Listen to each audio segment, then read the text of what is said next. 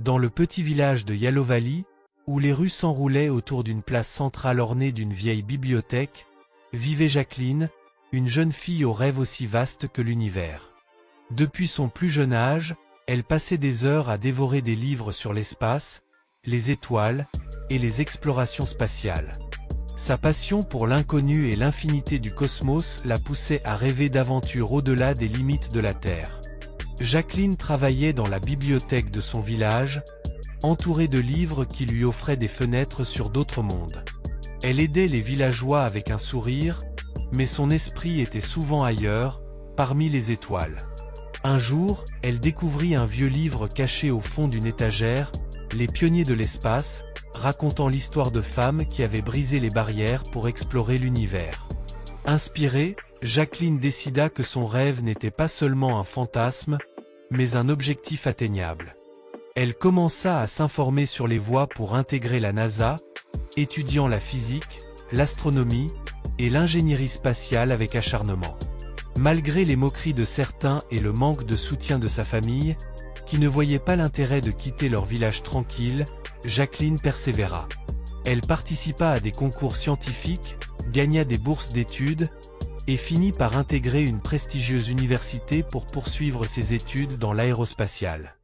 Les années universitaires furent remplies de défis. Jacqueline travaillait dur, souvent isolée, se sentant étrangère dans un domaine dominé par les hommes.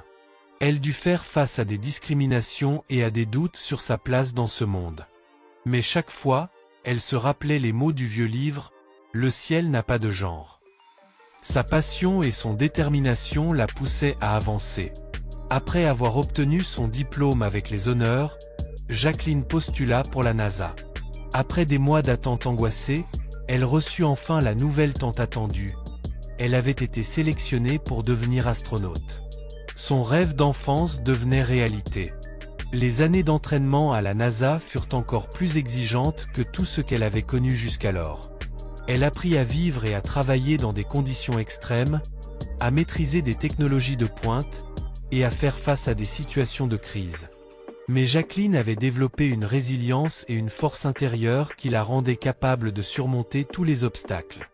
Le jour de son premier vol spatial arriva enfin.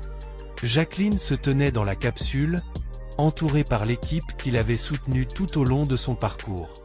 Alors que le compte à rebours atteignait 0, son cœur battait la chamade, mais elle était prête. Lorsque les moteurs s'allumèrent, elle fut propulsée vers le ciel, laissant derrière elle la Terre et tous ses doutes. Lorsque la capsule sortit de l'atmosphère terrestre et que Jacqueline vit l'espace pour la première fois, elle fut éblouie. Les étoiles, si lointaines et pourtant si brillantes, dansaient autour d'elle dans un ballet cosmique. Elle avait l'impression de flotter dans un océan d'étoiles, libre et comblée. Les larmes aux yeux, elle réalisa que tout ce qu'elle avait enduré en valait la peine.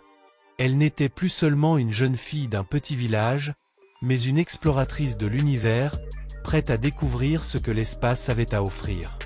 Jacqueline savait que son voyage ne faisait que commencer. Elle avait brisé les chaînes de la gravité terrestre pour embrasser l'infini. Et dans cet infini, elle trouva sa véritable maison, parmi les étoiles. Si vous avez aimé cette histoire, n'oubliez pas de aimer, partager et vous abonner à ma chaîne pour plus de contenu passionnant. Votre soutien est essentiel pour continuer à créer du contenu que vous apprécierez. Merci de votre amour et de votre soutien.